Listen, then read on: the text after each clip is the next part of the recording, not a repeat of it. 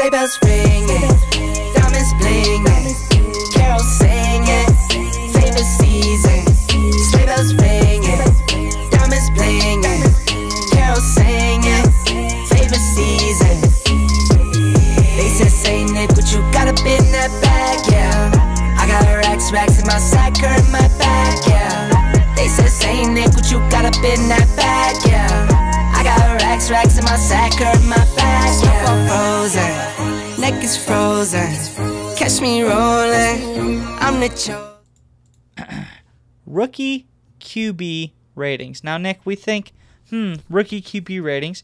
Yeah, there's a good bit of rookie QBs out there. 1 to 5, passer rating. What are we going to rate them on? No, we want to be in touch with the younger generation. We're hip.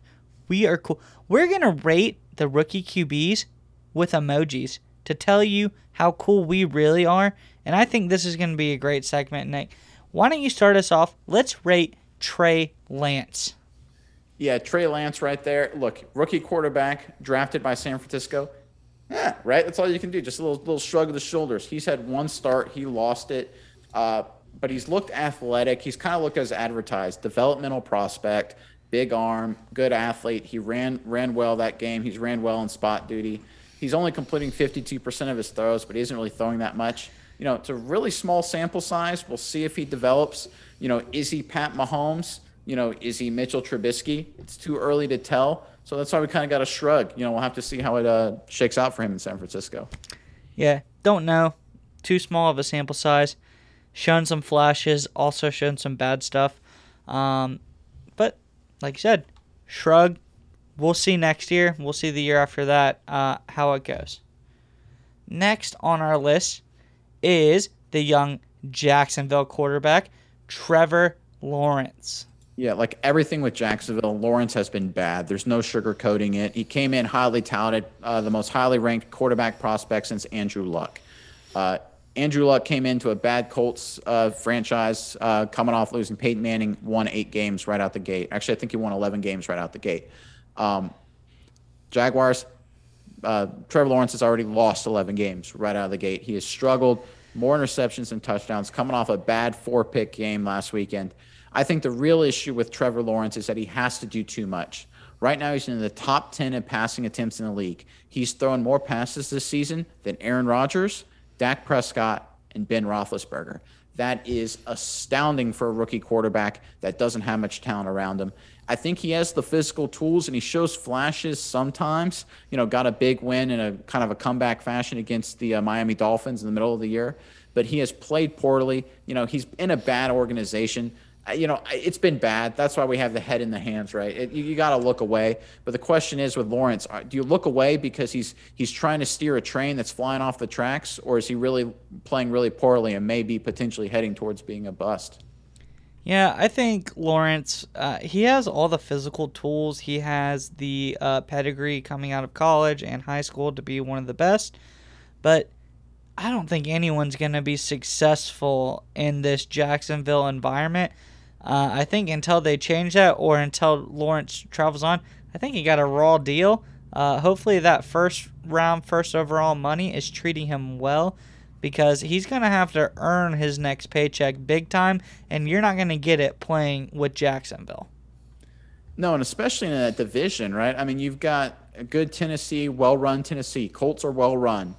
Houston's kind of a dumpster fire, but still, I mean, it's not like it gets easy for him. It's only going to get harder, and I feel bad for Trevor Lawrence because I think there's a chance that he just gets beat up and just has not want to say his career ruined, but really negatively hurt because of the situation he's in Jacksonville. Kind of like you said, a good comp is Andrew Luck. Someone had all the physical tools, but he did well, but he got beat to crap, and now he can't play football anymore. He doesn't want to play football anymore, at least for his health.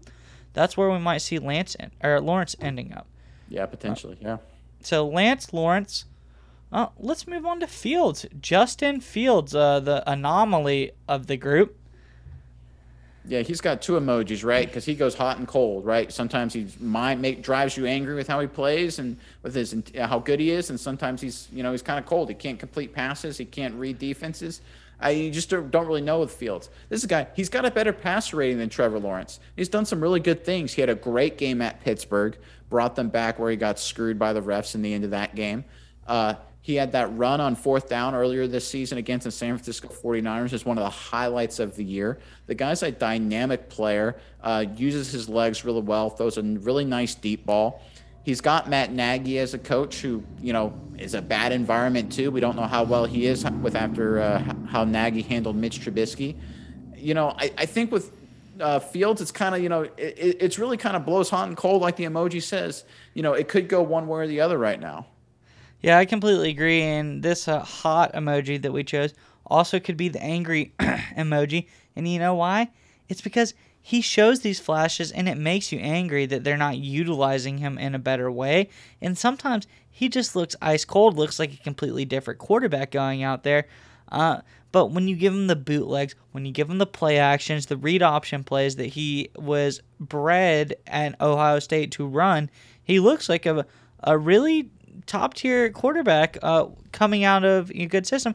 And he even played pretty strongly against Green Bay last week. He scored 30 points, kept it competitive-ish, but like we said, another one where is the environment holding him back? Who knows? But we'll see what happens with that. Yeah, I think the thing with Fields that really will drive how it goes is if GM Ryan Pace for Chicago thinks that Fields has enough potential that Nagy is just screwing up. I think if he keeps Nagy, if Pace keeps Nagy as a head coach running that offense with Fields, I think it's worse for Fields. I think they need to bring in somebody else because I watched the Green Bay game just like you did, and I thought Fields played well, but I feel like a lot of it was him kind of scrambling and trying to create things on his own. There wasn't a lot of what I thought was great offensive play calling and execution from the coach side. So when Fields does well, I feel like he's overcoming his coaching, and that's never a good situation to be in as a young quarterback. No, it's not. But the best situation to be in as a young quarterback is the situation Mac Jones has been put into. Absolute fire there in New England. He is lighting it up. Yeah, 70% completion rating, 16 touchdowns, 8 picks. He's 9-4. Right now, they're tied for the #1 record in the AFC, 2-game lead in the division. All the comparisons to Tom Brady aside, he has a chance to finish this season, his rookie year in the NFL, with the higher completion percentage than Tom Brady ever had in any of his years in New England. If that's not unbelievable, I don't know what is. Now, there is the caveat, right? They beat Buffalo in a game where he attempted 3 passes. So the question has to be asked, is it the scheme? Is it the players that McDaniels, their offensive coordinator, and Bill Belichick have around Mac Jones? Or is it Mac Jones? Or is it a little bit of both? Well, I think it's obvious the scheme and the players around him are good, but I think it's more of a compliment and less of a carry to Mac Jones. I think he complements the scheme very well. He complements the other players very well, as they as well complement him. And together, they can be uberly successful. One of the most powerful teams in the AFC, making a deep run in the playoffs, most likely. We'll see what happens. But Mac Jones in New England looked like a match made in heaven. Yeah, when you look at Mac Jones coming to Alabama, there were 3 things that really jumped off that made him a first-round pick. It was his accuracy.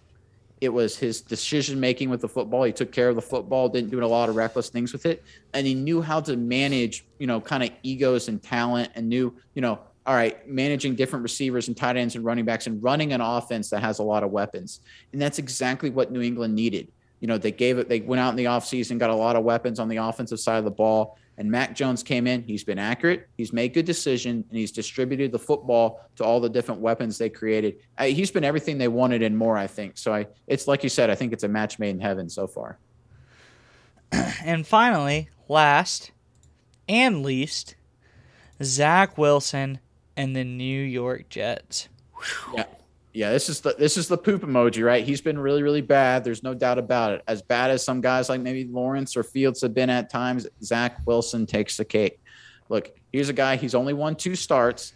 He's thrown 11 picks to only 6 touchdowns. But here's the real kicker to me.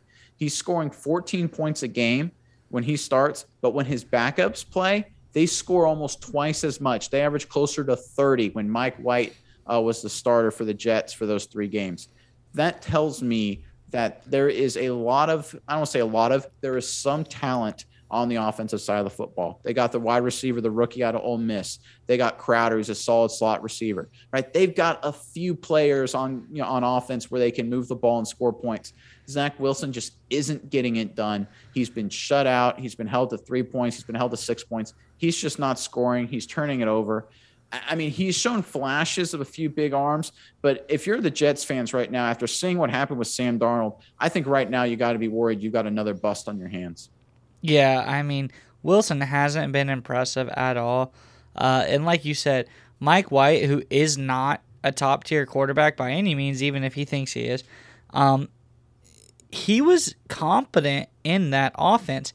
Now, is the offense too complicated for Zach Wilson? Does he not understand it well enough? I don't know, but it's not a good sign that your backup can come in and understand it better than you can. He hasn't shown any flashes at all, really.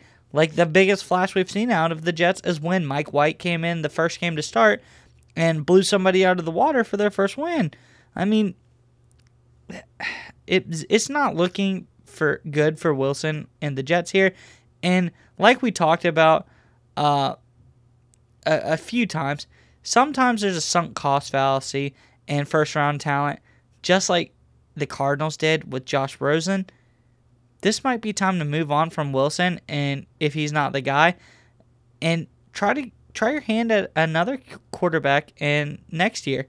You got a couple first-round picks, high picks. You can get somebody there, but if you believe in him, you really got to work with him and build him up because he has not been impressive. Well, and I think the problem with the Jets is Robert Saleh, their head coach, he's a defensive guy. So he's going to defer to offensive coordinator Mike LaFleur, brother of Green Bay head coach. And I think that is going to be an interesting dynamic because LaFleur is not the head coach. I think he's not going to be bold enough for them to go different at quarterback in the offseason. I think Saleh is going to want to go defense. And I think the way it's going, Wilson will probably continue to struggle. And we could see a situation where in 2 or 3 years, the New York Jets find themselves looking for a quarterback again.